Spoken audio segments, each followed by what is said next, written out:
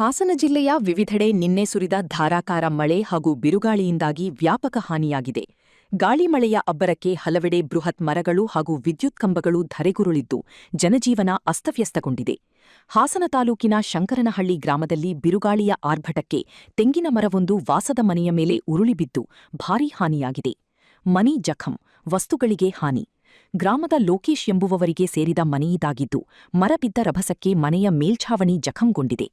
ಮೇಲ್ಛಾವಣಿ ಹಾನಿಗೀಡಾದ ಪರಿಣಾಮ ಮಳೆಯ ನೀರು ನೇರವಾಗಿ ಮನೆಯೊಳಗೆ ನುಗ್ಗಿದ್ದು, ಒಳಗಿದ್ದ ಗೃಹೋಪಯೋಗಿ ವಸ್ತುಗಳು ಹಾಗೂ ದವಸಧಾನ್ಯಗಳಿಗೆ ಹಾನಿಯಾಗಿದೆ. ಕುಟುಂಬಸ್ಥರು ಮಳೆಯ ನಡುವೆಯೇ ಪರದಾಡುವಂತಾಯಿತು.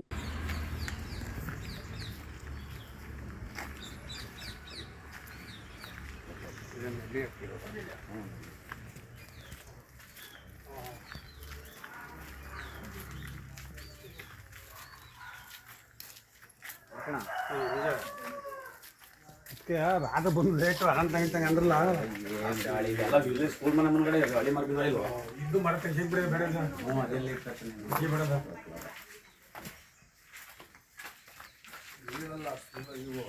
ಬೀಳ್ತು ಏನು ಮರಗಳು ಈ ವರ್ಷ ಬಿದ್ದಿರೋದು ನೋಡಿದ್ರಲ್ಲಿ ಭಾರಿ ವಿಚಿತ್ರ. ಮರ ಬಿದ್ದಿರೋದೇ ವಿಚಿತ್ರ.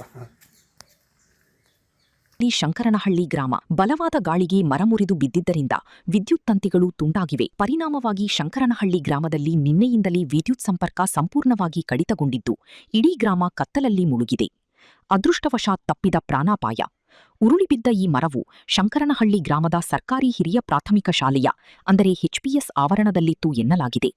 ಗಾಳಿಯ ಹೊಡೆತಕ್ಕೆ ಮರ ಮುರಿದು ಪಕ್ಕದ ಲೋಕೇಶ್ ಅವರ ಮನೆ ಮೇಲೆ ಬಿದ್ದಿದೆ. ಅದೃಷ್ಟವಶಾತ್ ಶಾಲೆಗೆ ರಜೆ ಇದ್ದುದರಿಂದ ಶಾಲಾ ಆವರಣದಲ್ಲಿ ವಿದ್ಯಾರ್ಥಿಗಳು ಇರಲಿಲ್ಲ. ಒಂದು ವೇಳೆ ಶಾಲೆ ನಡೆಯುತ್ತಿದ್ದಾಗ ಈ ಘಟನೆ ಸಂಭವಿಸಿದ್ದರೆ ದೊಡ್ಡ ಅನಾಹುತವೇ ಎದುರಾಗುವ ಸಾಧ್ಯತೆಯಿತ್ತು.